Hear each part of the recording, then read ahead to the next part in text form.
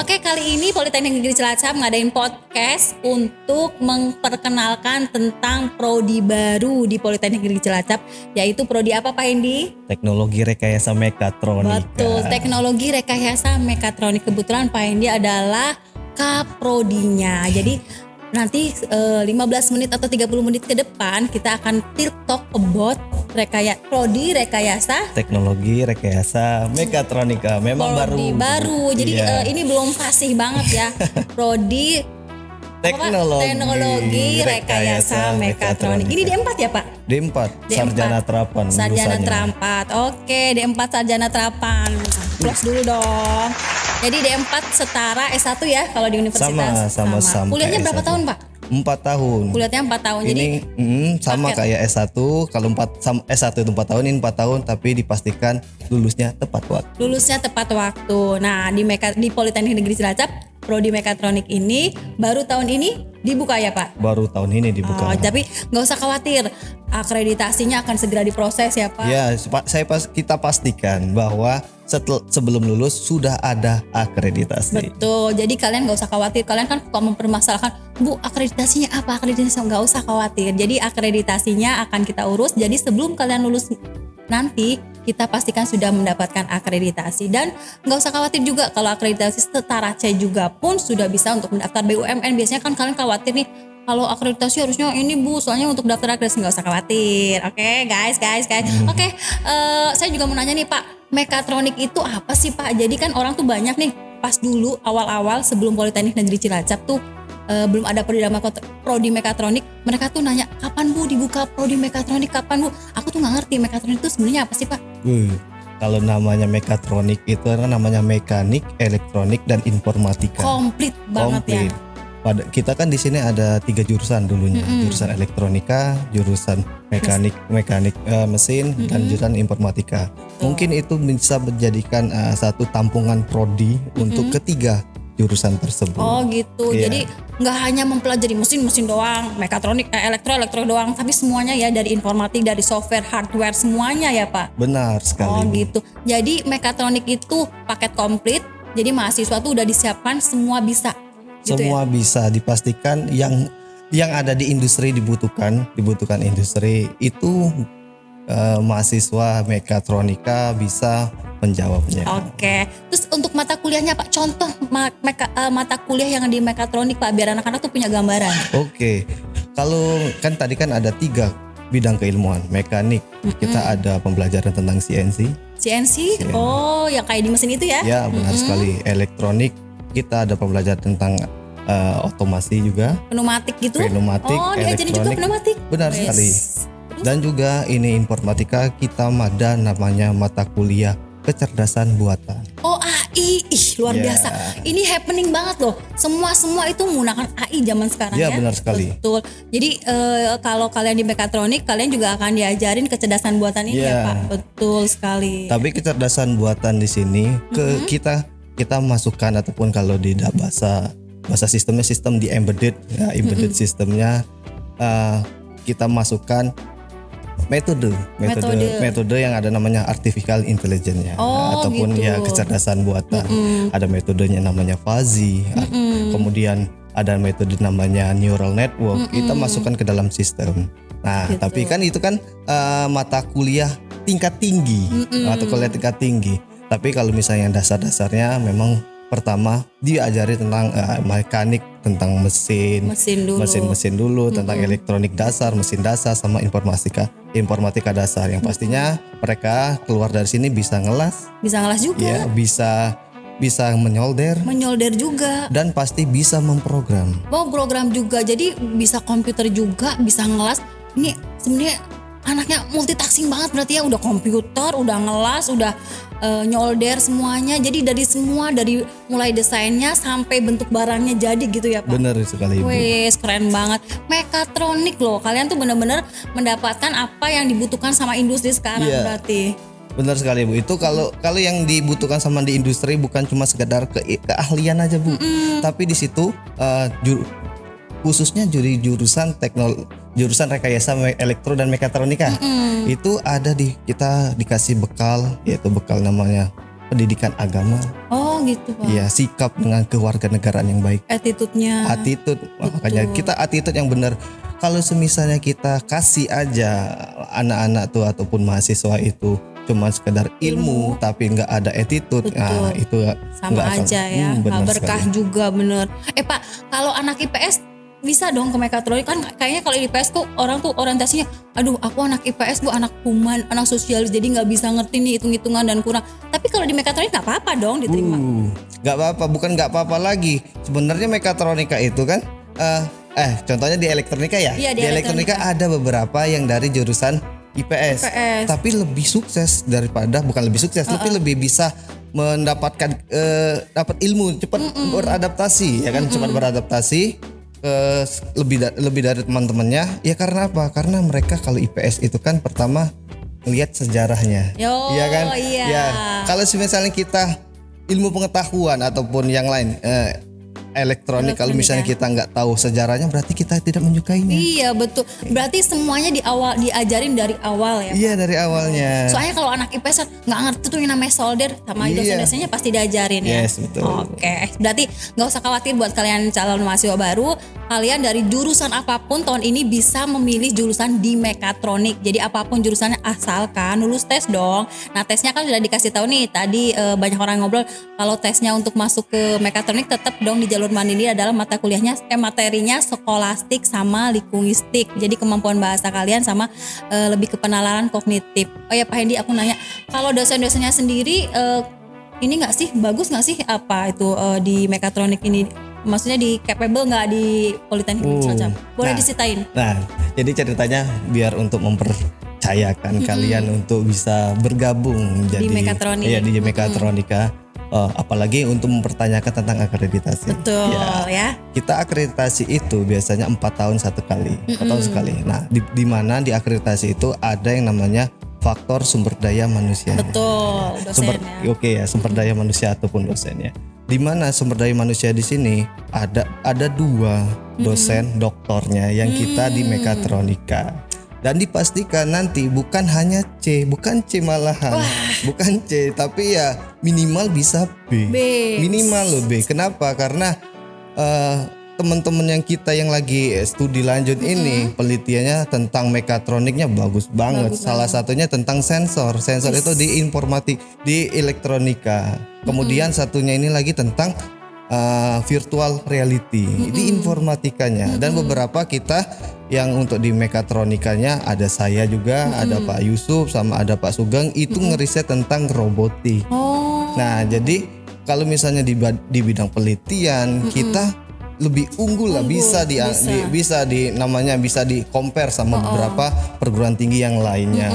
Dan juga kalau yang sumber daya untuk untuk kapabilitasnya ya pasti bisa dibuktikan karena dibuktikan di sana. Oh gitu. Iya. Ini virtual reality aku tuh udah pernah denger Pak. Itu juga lumayan happening ya Pak. Jadi semua itu juga bikin pakai kecerdasan buatan ya Pak? Iya pasti Bu. Oh gitu.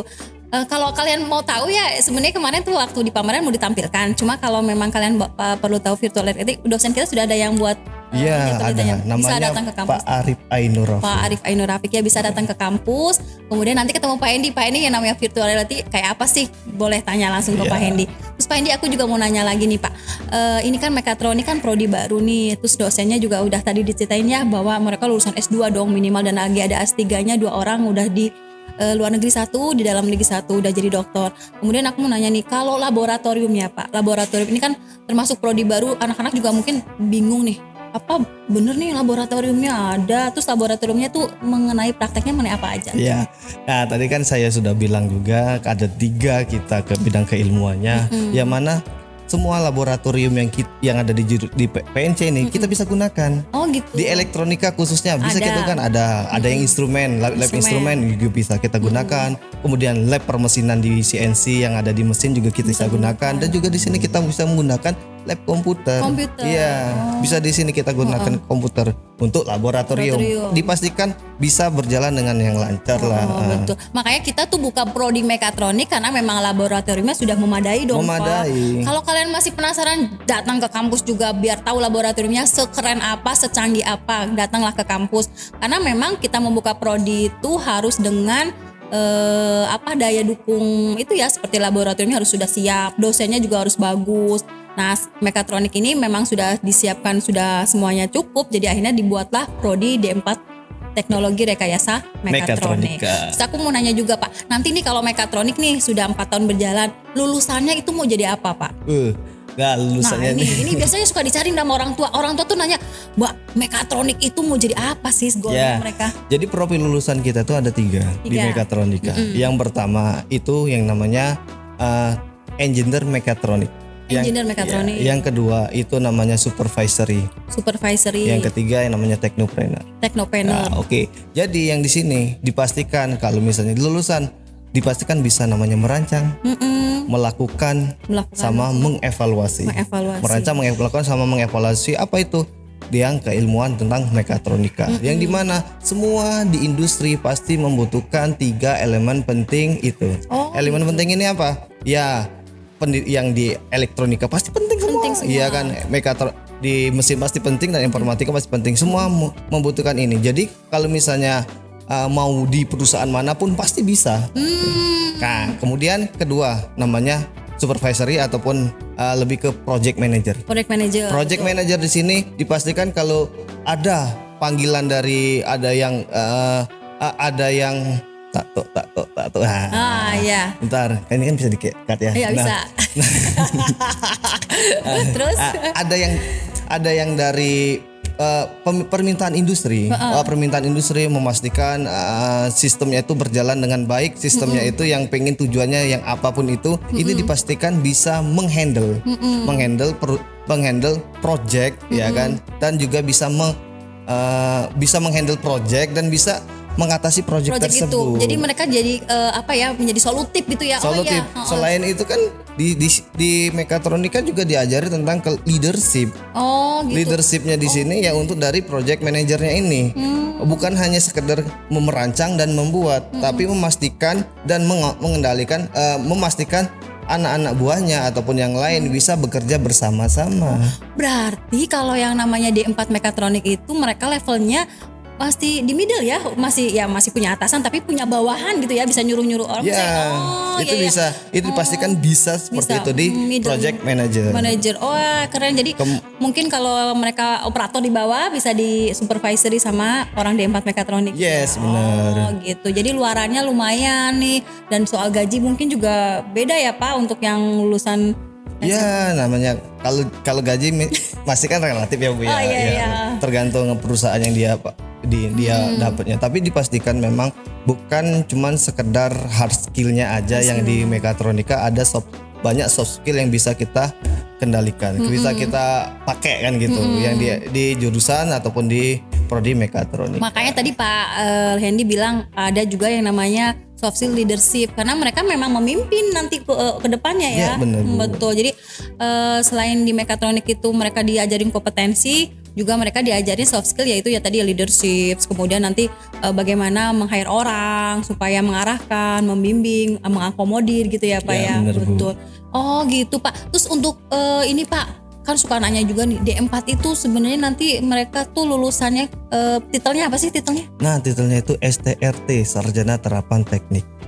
Sarjana Terapan Teknik. Kenapa kok beda? Iya. Kenapa ada terapan teknik?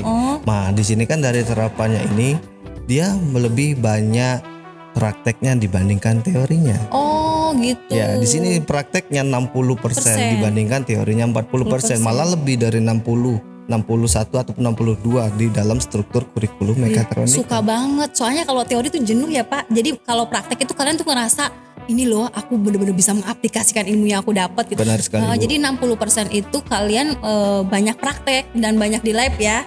Kemudian hanya 40% teori. Jadi kalian bakal jenuh, kemudian akan benar-benar mengaplikasikan ilmu yang didapat dari dosen kalian. Terus ini ada pertanyaan lagi nih Pak. Misalkan nih kalau misalkan D4 mekatronik nanti S2-nya misalkan mau ngelanjutin tuh jadi apa Pak?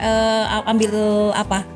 Kalau kan tadi bisa lanjut S2 di informatika juga bisa, elektronika juga bisa, mesin juga bisa, dan mekatronika juga bisa. Dan juga ada namanya S2 terapan ya otomasi juga bisa. S2 terapan juga namanya robotik juga bisa.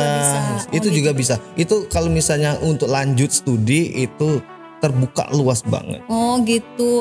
Iya, jadi kalian tuh kan kadang-kadang suka nanya D4 stuck nggak nih? Ternyata masih bisa untuk melanjut studi di tingkat jenjang lebih tinggi lagi. Apa Hendy? Aku nanya juga nih Pak. D4 teknologi rekayasa mekatronik ya, itu kan di bawah jurusan jurusan rekayasa elektro dan mekatronika. Prodinya namanya D4 teknologi rekayasa mekatronik. Nah untuk tahun ini kan baru dibuka. Berapa kelas yang akan dibuka Pak? Ini satu kelas. Oh hanya baru satu kelas. Jadi jangan khawatir nih, untuk sampai saat ini peluang sangat besar untuk bisa masuk di D4 mekatronik. Terus ada lagi ceritain Pak, mekatronik itu tadi kan untuk ngobrol soal robotik ya, mereka diajarin supaya bisa bikin kayak memindahkan alat satu ini ke sana. Terus tadi juga ada ngobrolin, oh ini kan ada hitungannya, gelas ini dimasukin air nih sampai batas itu anak-anak mekatronik yang buat Pak. Ya, sistem itu sekali. Sistem itu kendali bisa. Itu sistem kendali itu bisa. Oh gitu, jadi mereka bikin, aku tuh suka bingung, bikin rancangannya di komputer, kemudian bikin perangkatnya untuk bisa dikendalikan dari sistem. Iya. Oke Pak Hendy, ini kan beberapa mahasiswa banyak nih, tata cara pendaftaran kan sudah ada di web. Cuma mau ada yang nanya ini Pak, di mekatronik nanti dapat beasiswa nggak ya? Kalau beasiswa itu mesti dapat lah. Mesti dapat ya. Oh tapi untuk KIP kuliah memang belum dapat, tetapi di mekatronik banyak banget ya Pak kesempatan untuk dapat beasiswa. Salah satunya ada di Pertamina Foundation. Iya, PF Foundation. Pertamina Foundation, kemudian ada beasiswa IOM. Ada beasiswa BRIN, ada PPA, kemudian ada lagi dari beasiswa yang lain, ada Basma dan lain. Jadi kalian gak usah khawatir kalau kalian ngerasa terbentur di biaya, kita akan mengakomodir itu di beasiswa-beasiswa. Banyak beasiswa, nggak usah khawatir. Terus ini aja juga kesempatan keuntungan buat kalian ketika memilih prodi mekatronik D4 ini. Mungkin tambahan Ibu. Oh tambahan apa, gimana Pak Hendy? Tambahan kalau misalnya beasiswa, kayaknya kedepannya ini ada namanya beasiswa dari alumni kita kan dari jurusan teknologi jurusan rekayasa elektro dan mekatronika itu membuat ikatan alumni untuk bisa membantu tapi membantu ke mahasiswanya yang membutuhkan. Itu tapi bukan cuma mekatronika aja, tapi semuanya. Di elektro yang di jurusan. Gitu. Salah satunya kalau mekatronika bisa bersaing, bisa dapet. Gitu. Jadi nggak usah khawatir, kalian punya alumni yang care sama kalian. Biasanya alumni juga nge-share lowongan pekerjaan loh buat adik-adik kelasnya. Nah jadi ikatan alumni ini dibentuk supaya bisa itu tadi memberikan beasiswa. Kemudian kalian juga kalau ada informasi lowongan pekerjaan, kalian akan di-share ya Pak.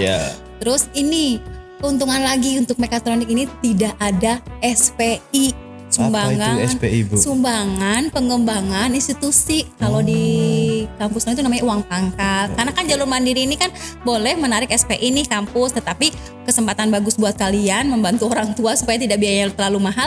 SPI untuk mekatronik tidak ada, tidak dibebankan, hanya dibebankan adalah UKT, uang kuliah tunggal. Dan emang besarnya, berapa sih Bu? Kalau SPI di kami itu 5.500.000. Jadi nanti itu kalau di mekatronik tidak dibebankan, kemudian hanya dibebankan UKT saja, uang kuliah tunggal. Uang kuliah tunggal itu sesuai dengan kemampuan orang tua kalian dan besarannya beda-beda setiap anak.